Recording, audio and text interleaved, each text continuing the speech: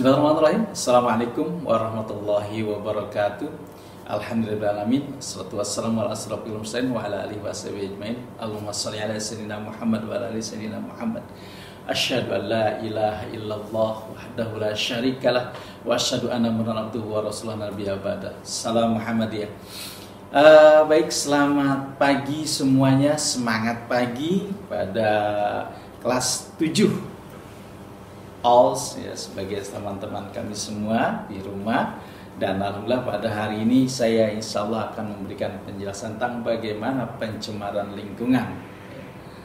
Kalau kita lihat di dalam Al-Quran surat Al-Baqarah ayat ke-11, dan bila dikatakan kepada mereka, janganlah kamu membuat kerusakan di muka bumi, mereka menjawab, sesungguhnya kami orang-orang yang mengadakan perbaikan. Padahal mereka tidak mengadakan perbaikan. Kemudian jika mereka berpaling dari kebenaran, maka sesungguhnya Allah maha mengetahui orang-orang yang berbuat kerusakan. Oke, itu baru satu ya. Nah, kemudian ada lagi masih dilanjutkan, yaitu pada surat Ar-Rum ayat 41 ayat 42. Telah tampak kerusakan di darat dan di laut disebabkan karena perbuatan tangan manusia, supaya Allah merasakan kepada mereka sebagian dari akibat perbuatan mereka, agar mereka kembali ke jalan yang benar. Katakanlah, adakanlah perjalanan di muka bumi dan perhatikanlah bagaimana kesudahan orang-orang yang terdahulu. Kebanyakan dari mereka itu adalah orang-orang yang mempersekutukan Allah. Kita lihat di muka bumi ini saat ini, mohon maaf gitu kan, kita lihat dalam pembangunan menurut informasi gitu kan. Tapi dalam proses pembangunan ini ada beberapa orang yang bukan orang muslim, kemudian beberapa orang muslim pun yang tidak mengetahui bagaimana agama muslim itu yang sebenarnya, bagaimana Al-Quran untuk mengatakan sebenarnya, sehingga dalam perjalanannya dalam pembangunan itu ya kita lihat bahwa banyak sekali kerusakan kepada muka bumi ini ya. Oke. Jadi kita saat ini kalau kita ingin lihat bagaimana pencemaran lingkungan yang sebenarnya, apa sih sebenarnya pencemaran lingkungan itu gitu kan. Nah, kita lihat sekarang bahwa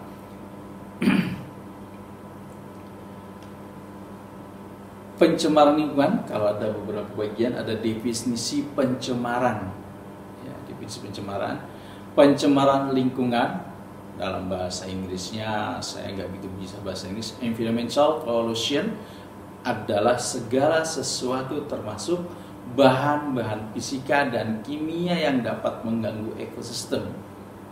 Ya. Kemudian pencemaran lingkungan merupakan salah satu faktor yang menyebabkan menurunnya kualitas lingkungan. Oke. Kok bisa seperti itu? Bisa kualitas lingkungan seperti itu, bisa turun dan sebagainya. Mengapa? Oke lah, kita saat ini kita sering menggunakan mungkin ini dia. Ada yang namanya HP kita gunakan. Ini kalau udah rusak kemana? Dibuang ke tempat sampah. Terus apakah dia bisa hancur? Dari bahan ini biasanya titanium dan sebagainya yang tidak bisa hancur. Ya. Tertutup tanah, apakah dia bisa hancur juga? Tidak. Sebab bakteri susah untuk menghancurkan ini. Nah, di sini juga ada kacanya, sebagainya. Ini permasalahan kita saat ini, gitu kan. Nah, kalau misalnya setiap orang memiliki HP, berapa juta orang di Indonesia saat ini? Ya katakanlah ada 250 juta, oke. Yang 250 juta kita kurangi lagi sekitar kemungkinan besar adalah 250 juta dikurang mungkin 10%-nya.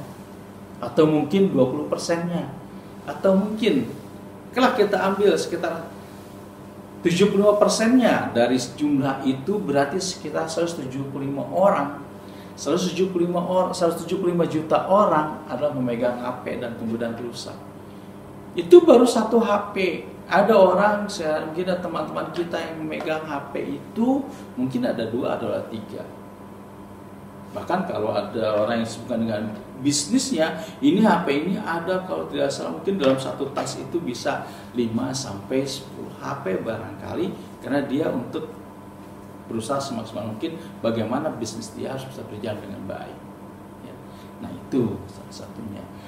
Kalau misalnya hancur, kemudian laptop kita juga seperti itu. Apakah ini laptop mungkin bagian atas mungkin masih dari plastik dan sebagainya. Ini mungkin kalau bisa dibakar, kita dibakar.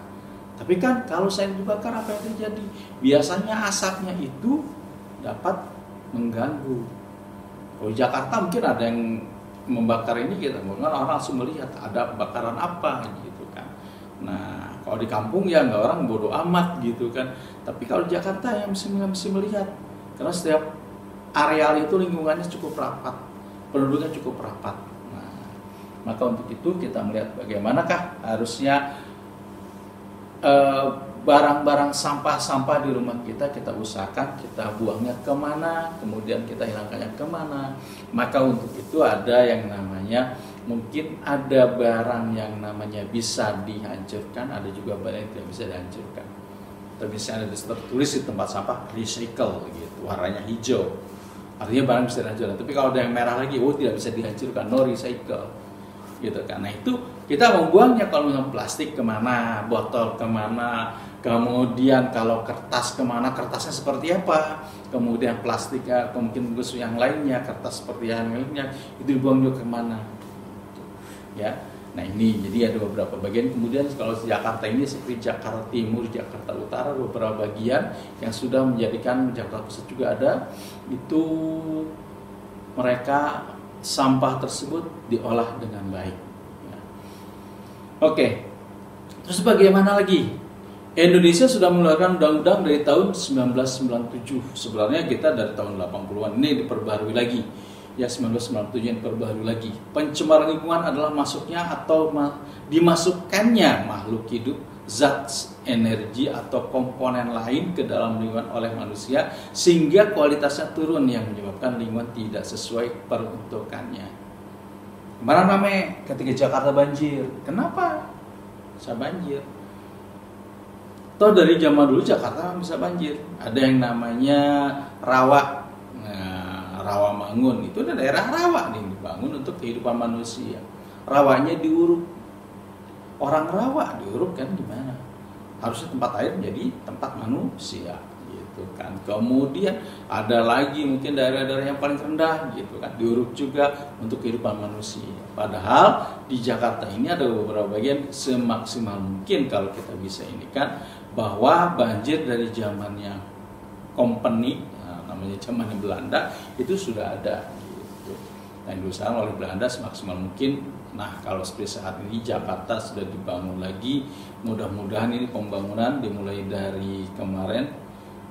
Gubernurnya yang lama itu seperti Bapak Sutioso, itu sudah bisa membangun, Bapak Basuki dan sebagainya. Kemudian kemarin dilanjutkan oleh Bapak Jokowi hanya 1 tahun, kemudian dilanjutkan oleh Bapak Ahok, kemudian saat ini oleh Bapak Anies. Itu Jakarta kita maksimalkan untuk menjadi Jakarta yang lebih indah ya. Oke. Selanjutnya kalau kita lihat bahwa kenapa bisa demikian. Nah, tadi dikatakan bahwa di bagian Undang-Undang Nomor 23/97 itu sudah ada seperti itu. Nah, oke. Kemudian kita lihat lagi, kalau di sini hasil lihat gambar-gambarnya ada yang seperti ini. Nah, ini seperti jalanan kita lihat di bawah pohon bambu, di bawahnya ada sungai, di atasnya kita lemparkan tempat sampah. Nah, ini jadi masalah gitu kan. Suatu saat nanti itu sampah itu kemana akan berlari, kemudian kemana lagi air akan mencari jalannya kalau sudah teruruk oleh sampah. Kemudian kalau kita biasa main di tepi pantai pun sudah banyak tempat-tempat sampah gitu kan. Kadang ada orang ya, mohon maaf, di kita orang-orang Indonesia ini kadang-kadang ada yang berdisiplinnya baik, kalau tidak disiplinnya udah repot lagi ya, bisa membuang sampah sembarangan. Kemudian ada lagi di pinggir jalan seperti di Jakarta ini masih banyak juga ada terkadang mohon maaf gitu, pemerintah tidak bisa mengurusnya untuk membuang sampah semaksimal mungkin sehingga jalanan kadang penuh dengan sampah ya. Kemudian di tempat sampah itu sendiri, tempat sampahnya di mana sekarang di Jakarta? Apakah masih di Jakarta atau masih di daerah Bekasi ataukah masih ke arah Tangerang? kita belum tahu mau buang sampahnya entah kemana. Ya, nah ini permasalahan. Jadi lingkungan kita kalau seandainya tidak ada sampah bagaimana gitu.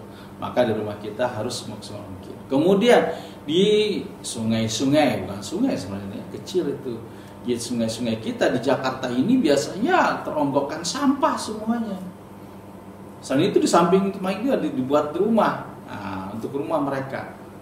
Dan juga dikatakan bahwa ini adalah bagian sungai, tapi di sampingnya ada rumah-rumah, kemudian udah pemandangannya sudah tidak logis sebagai tempat kehidupan.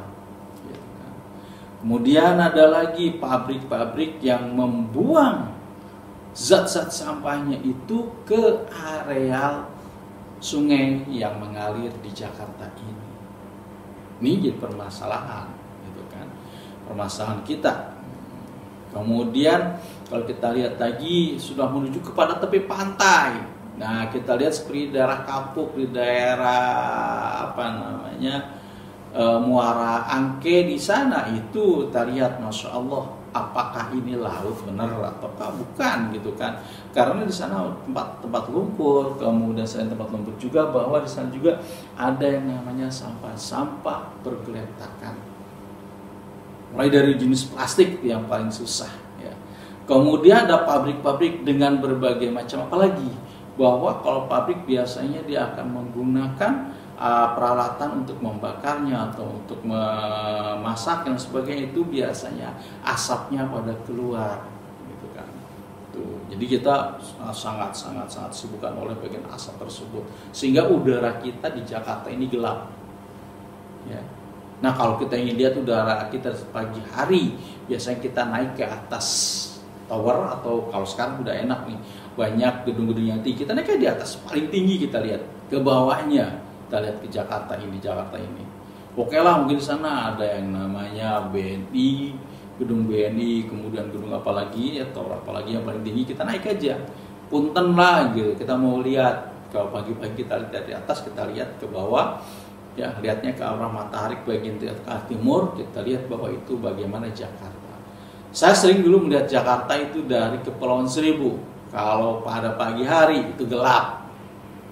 Itu tahun 87, 88, 89, 90, 91, 92 ketika saya masih meneliti di daerah Pulau Rambut. Nah itu, jadi kalau bisa pagi melihat Jakarta seperti itu. Kemudian ini lagi banyak hal. Kemudian selain itu juga kendaraan di Jakarta. Nah sekarang ini mulai dari Gubernur DKI Jakarta untuk menghapuskan kendaraan yang sudah tua gitu. 10 tahun ke bawah berarti dia tidak boleh masuk lagi karena biasanya bermasalah pada mesinnya gitu. Dia akan mengeluarkan zat-zat asam yang sangat tinggi. Sehingga di Jakarta ini mudah-mudahan esok hari kita akan lebih aman, lebih nyaman. Kita jalan kaki pun lebih nyaman. Sekarang untuk jalan kaki, untuk sepeda sudah diusahakan oleh DKI Jakarta. Nah, itu ya. Kemudian kalau misalnya kita lihat lagi ke arah air, ada danau, ada lautan, kita begitu berenang, kita bersama dengan sampah, rasanya tidak mengenakan. Oke. Kemudian saya pernah menggambarkan bagaimana kalau kita melihat di atas tower di bagian dekat dengan paling ini Jakarta, itu Semanggi. Ya. Kita lihat luas jalannya itu pada pagi hari itu sama gelap juga. Ya. Oke, paling kalau untuk kalian adalah berdiri membawa spanduk atau membawa bisa tertulis itu, ya tertulis, aduh hargailah planet ini. Kalau bahasa Inggrisnya save our planet. Ya, jadi seperti itu. Oke, untuk hari ini saya mengucapkan terima kasih banyak pada kalian. Mudah-mudahan menjadikan yang terbaik. Jadilah generasi kalian sebagai generasi umat yang cerdas dan religi untuk menyelamatkan bumi dan seluruh alam semesta ini. Insya Allah.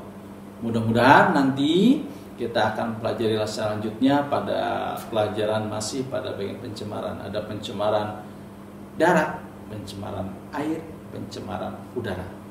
Kita besok akan kita lanjut dan semuanya terima kasih dan sampai jumpa kembali. Fastabiqul khairat. Wassalamualaikum warahmatullahi wabarakatuh.